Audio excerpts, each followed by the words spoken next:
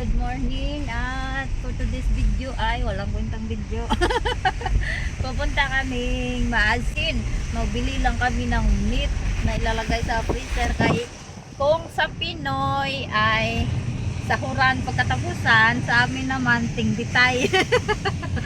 Tingbitay kami kaya, pero yung fridge kasi namin is wala na talaga siyang laman, kaya kailangan namin bumili na kahit konti kay maano kami talaga, magastos kami sa karne at saka sa mga gulay-gulay, lalo na patatas. Ito ang kinakain niya. So ngayon ng araw na Biyernes pala ngayon, so 31, July 31, ano pala, ano talaga siya, ano, maulan ang daan, maulan siya. Pakita natin ang daan kasi sa bandang unahan may na ano pala, may na disgrasya na ano, yung wing van na Yakult daw din, Yakult daw ang natumba na wing van. So yan ang daan at medyo maulan talaga siya, yung ano, maulap talaga siya, wala kang makikitang araw.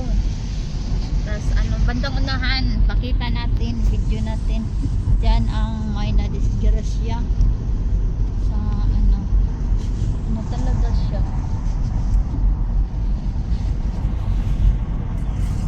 Kasi ano dito banda is sobrang curve talaga, kailangan mo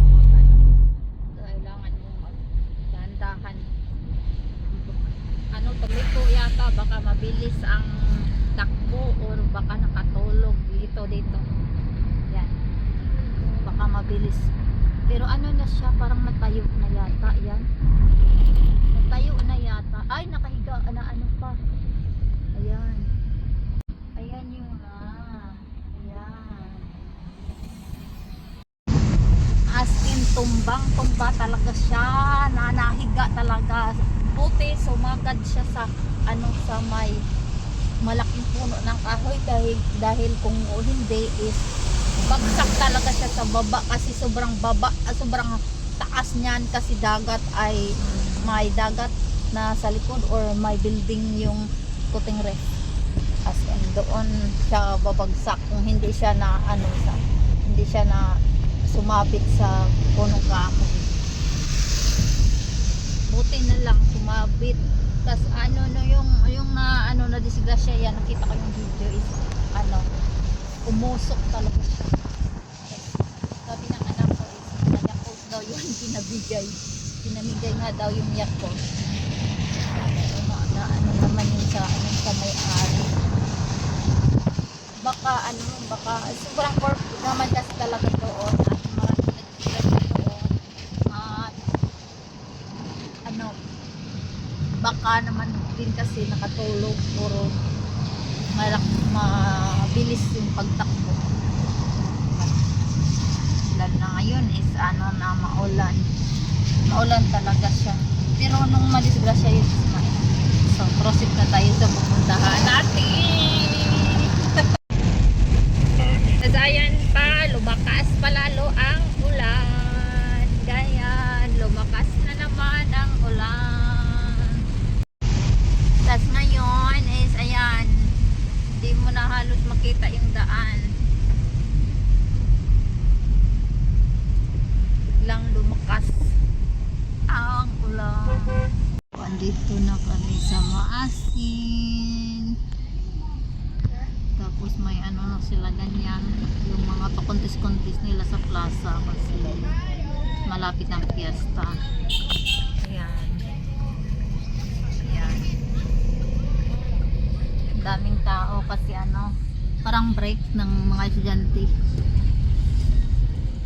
So, paikot-ikot lang kami, pupunta kami patras kami ulit sa metro, kasi doon talaga gusto namin mag-grocery, sa metro, doon na nakasanayan.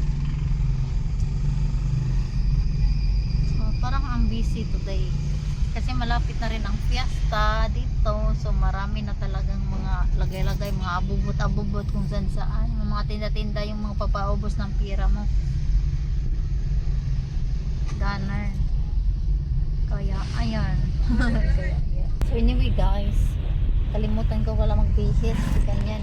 Ganito kasi ako nilalamig ako. Sobrang lakas ng ulan kanina. Tapos, ayan, umalis na nagmamadali na kasi nagtitik-tik pa ako. Kaya, ayan. Nakalimutan ko magbihis. So, okay lang naman pagsuot ko. Nakapirka-short lang. Nakapangbahay lang yung shirt ko. So, okay lang yan.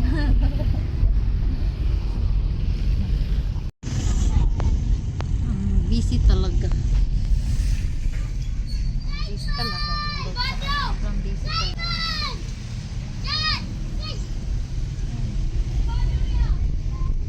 At ang daming mga naka-parking na mga malalaki-laki kung saan. Dito na kami sa aming trabaho. Hindi pa ako nakapasok dyan. Yung bagong open. Tapos ano yan naman, yung mga ano ba yan? Yung Mr. DIY pala. Mr. DIY. Ayan.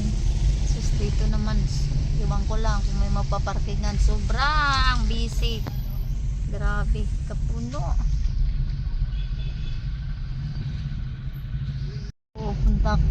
Punta kami sa harap kasi walang maparkingan sa likod. Sobrang busy talaga.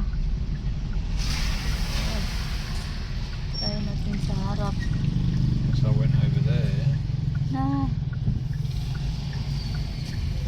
There's a car park. So mauwi na kami guys. Sobrang busy talaga ng daan dito. Oy, kahit saan. Puno ng parking. Pakita ko sa inyo. Ayan. So dito na kami dumaan sa may likuran. Kay sobrang busy kahit saan. Lalo na sa harapan. Kita nyo. Grabe ang mga parking kahit saan. Buti na hindi na siya umulan. Tapos na medyo napakita konti yung araw. Yung Maasin Port. So pauwi na. So dito na naman tayo guys. Nandyan yung na tumba na yung van. Si andyan pa. Andyan pa yung yan siya. Natayo na siya. Ayan, natayo na siya. As in, sobrang tumba, Yakult.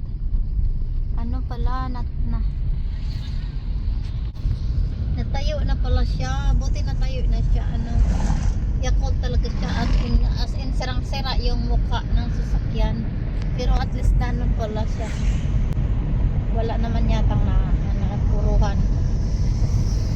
Buti na lang. Pero yung pagkatumba niya, usok talaga siya. As nakala mo sa sabog na kasi maraming nakabidyo. Tapos pinamigay nga daw yung Yakult.